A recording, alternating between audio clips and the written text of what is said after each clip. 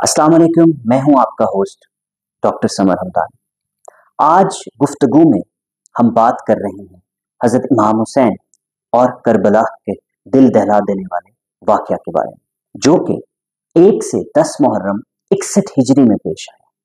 हज़रत इमाम हुसैन नबी मोहम्मद सल्लल्लाहु अलैहि वसल्लम के नवासे और हज़रत अली और हज़रत फातिमा के बेटे थे। वो अपनी तकवा, हिकमत और क़यादत के लिए मशहूर थे।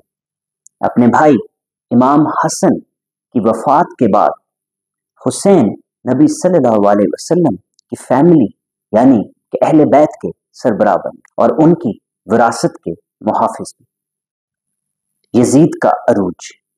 सन 61 हिजरी में यजीद बिन माविया ने अमवी खिलाफत की क़यादत संभाली। यजीद की हुक्मरानी जुल्म और फसाद से भरी हुई थी, जो नबी सल्लल्लाहु अलैहि वसल्लम के असूलों के बिल्कुल बरक्स थी। यजीद ने हजरत इमाम हुसैन से बैत का मुतालबा किया, मगर हजरत इमाम हुसैन ने इनकार कर दिया और कहा कि वो किसी जालिम शख्स के हाथ पर बैत नहीं करेंगे।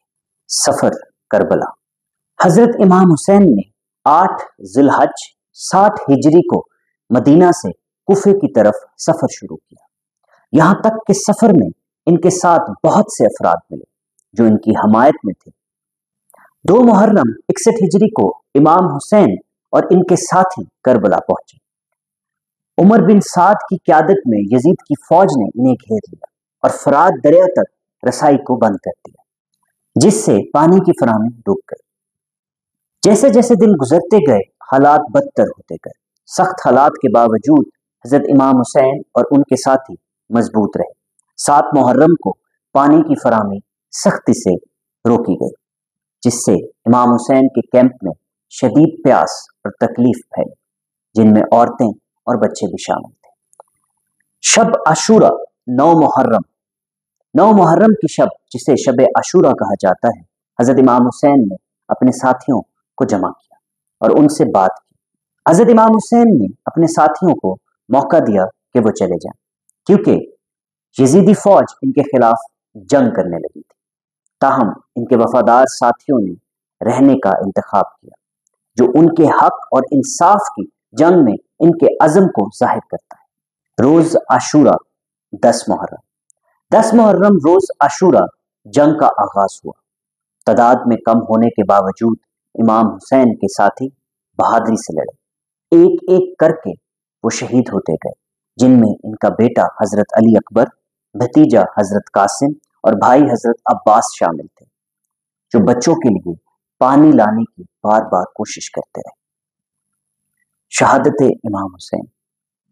10 मुहर्रम हजरत इमाम हुसैन बहादुरी से लड़े, मगर आखिरकार यजीदी फौज की तादाद की वजह से प्यासे और जख्मी हालत में वो जमीन पर गिर पड़े। उनके आखिरी लम्हात में उनकी दुआ और खुदा से वाबस्तगी नुमायां थी। यजीद की फौज ने बेरहमी से इन्हें कत्ल किया और उनकी लाश मुबारक की बेहुरमती की। उनके खानदान के बचे हुए अफराद, जिनमें औरतें और बच्चे शामिल थे, उनको कैद कर लिया गया और कूफे और दमिश्क के बाजारों में घुमाया गया। नबी सल्लल्लाहु अलैहि वसल्लम के घराने के वो बच्चे और खवातीन जिनकी तरफ एक आंख देखने की भी इजाजत न थी, उनको बाजारों में घुमाया गया। हजरत इमाम हुसैन की शहादत करबला में जुल्म और नाइंसाफी के खिलाफ जंग की अलामत है। उनकी कुर्बानी आज भी दुनिया भर में लाखों लोगों को मुतासिर करती है। हमें सच्चाई और हक के लिए खड़े होने की अहमियत याद दिलाती है, चाहे उसकी कीमत कुछ भी हो। मुझे इजाजत दें गुफ्तगू के मुहर्रम खसूसी एपिसोड में। मैं हूं आपका होस्ट समर हमदानी। करबला के वाक़ये में 4 से 10 मुहर्रम के दौरान यजीदी फौज के जुल्म और सितम के कुछ अहम और दिल दहला देने वाले वाक़यात। 4 मुहर्रम यजीदी फौज ने इमाम हुसैन के खेमों के इर्द गिर्द मौजूद पानी के ज़खायर को बंद करने का हुक्म दिया, ताकि इमाम हुसैन और उनके साथियों को पानी न मिल सके। 7 मुहर्रम यजीदी फौज ने फरात के दरिया तक इमाम हुसैन और इनके अहले बैत की रसाई को मुकम्मल तौर पर रोक दिया। प्यास की शिद्दत से बच्चे और खवातीन बेहाल हो गए। 9 محرم یزیدی فوج نے امام حسین کے خیموں پر حملہ کرنے کی تیاری شروع کی۔ امام حسین نے اپنے ساتھیوں کو آخری رات کی دعا اور عبادت کے لیے تیار کیا۔ یزیدی فوج نے دھمکی دی کہ وہ اگلے دن حملہ کریں گے اور امام حسین اور ان کے ساتھیوں کو قتل کریں گے۔ یوم عاشوراء 10 محرم یوم عاشوراء کے دن امام حسین کے ساتھیوں نے باری باری میدان جنگ میں جاتے ہوئے جام شہادت نوش کیا۔ حضرت علی اکبر، حضرت قاسم اور حضرت عباس علمدار سمیت حضرت امام حسین کے بہت سے قریبی رشتہ داروں کو بے دردی سے شہید کیا گیا۔ حضرت عباس علمدار کو فرات کے دریا پر پانی لاتے ہوئے بے دردی سے قتل کیا گیا۔ ان کے دونوں بازو قلم کر دیے گئے اور وہ پانی تک نہ پہنچ سکے۔ امام حسین کے 6 ماہ کے بیٹے حضرت علی اصغر کو دشمنوں کے سامنے پیش کیا گیا تاکہ ان کو پانی دیا جائے، لیکن ایک تیر ان کے گلے کو چیرتا ہوا پار کر گیا۔ امام حسین خود میدان میں اترے اور اپنے ساتھیوں اور خاندان کے افراد کی شہادت کے بعد تنہا لڑتے ہوئے شہید ہو گئے۔ امام حسین کا سر مبارک کاٹ کر یزید کے دربار میں بھیجا گیا اور ان کے خیموں کو آگ لگا دی گئی۔ یہ واقعات امام حسین، ان کے ساتھیوں کی قربانی اور یزیدی فوج کے ظلم و بربریت کی انتہا کی عکاسی کرتے ہیں۔ ان واقعات کو یاد کر کے ہر سال محرم میں مسلمان غم اور عقیدت کے ساتھ ان کی یاد مناتے ہیں۔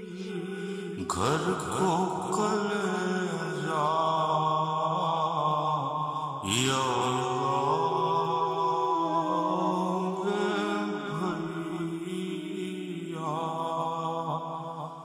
دل